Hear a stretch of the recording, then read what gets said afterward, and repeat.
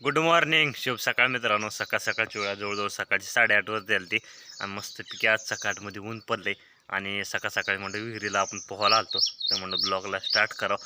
तर आजचा video continue बघा. तर सकाळची वेळा 8:30 वाजते.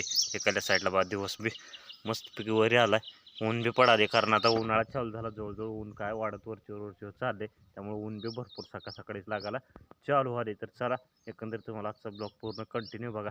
तर मस्तपैकी दिवस निघालाय, पक्ष्यांचा तुम्हाला बारीक चिवचिवाट बी येत असेल ऐकू. तर आलतो सकाळी विहिरीला पोहायला. तुम्हाला विहिरीत पाणी किती आहे ते दाखवतो. तर विहिरीत पाणी किती आहे बघा. आपली ज्वारी बी कशी आहे काय सगळं तुम्हाला या ब्लॉगमध्ये डिटेल दाखवतो. तर बघा मस्तपैकी आपला ब्लॉग. तर बघा वातावरण कसं झालं, ज्वारी सगळ्यांनी सोलते आता आहे का. हिरवगार झाला, आज 1 महिनाभर राहील बरं का हिरवं. कारण आता ज्वारी इथे काढायला जवळजवळ आणि 1 महिनाभर कमी आहे. तरी कल्या साईडला बघा दिवस वरे आलाय, पक्ष्यांचा चिवचिवाट चालू आहे. तिकडे विहिरीवर आलतो आपण पोहायला मस्तपैकी. नंतर विहिरीत का पाणी एवढं आता तुम्हाला कसं दिसायला काय माहीत नाही. तर गेल्या वर्षीपेक्षा बराबर का करण्यांदा जवळजवळ 3-4 पायऱ्या पाणी आहे बऱ्यापैकी. हाय पाणी हो का आहे का. तर अशा पद्धतीने विहीर आहे. आता ही दगडी बांधकामाची विहीर आहे बरं का. जास्त करून कुठं असल्या विहिरी आढळत नाही त्या. ही भरपूर जुनी विहीर आहे. तर अशा पद्धतीने विहीर आहे. इकडं बार ही ती मस्त पैकी विहीर आहे आपली. तर बऱ्यापैकी पाणी बी आहे. तर असू द्या चला, तर जाऊन तुम्हाला आपली ज्वारी बी दाखवतो कशी आहे काय. तर आजचा ब्लॉग कंटिन्यू बघा. व्हिडिओ आवडल्यास लाईक करा. चॅनल कोण नवीन आला असाल तर नक्की एकदा सबस्क्राईब करा. तर चला दाखवतो आपली ज्वारी. तर अशोका हिरवेगार रानं दिसाल ती मस्तपैकी.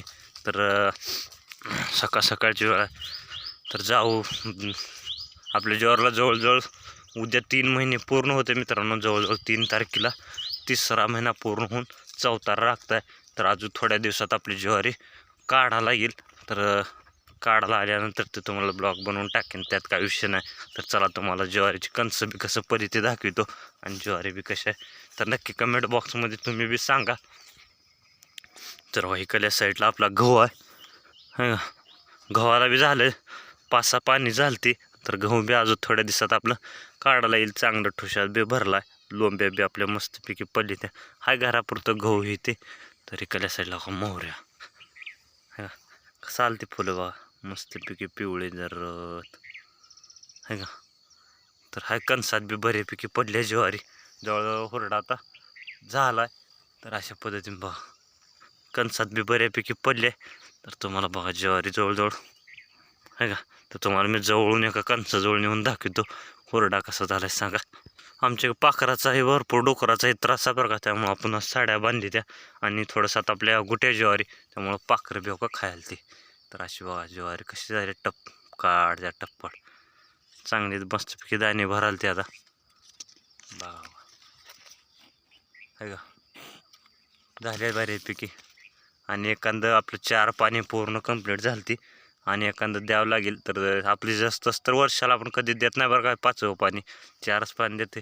पण एवढा वर्ष थोडंसं रान हाडकली त्यामुळे द्यायची काय पाळी आली. तर असू द्या चला ते बी पाणी देऊन घेऊ. म्हणलं चला असंच एक ब्लॉग बनवून आपलं टाकावं. तर कसा वाटला व्हिडिओ कमेंट बॉक्समध्ये सांगा. आणि ज्वारी बी कसे सांगा आहे का. मग टप्पोरीच्या टप्पोरी पडली ती कणसं. असं द्या बाबा, व्हिडिओ आवडल्यास लाईक करा. कोण नवीन आला असं चॅनलला नक्की सबस्क्राईब करा. तर ओके, धन्यवाद.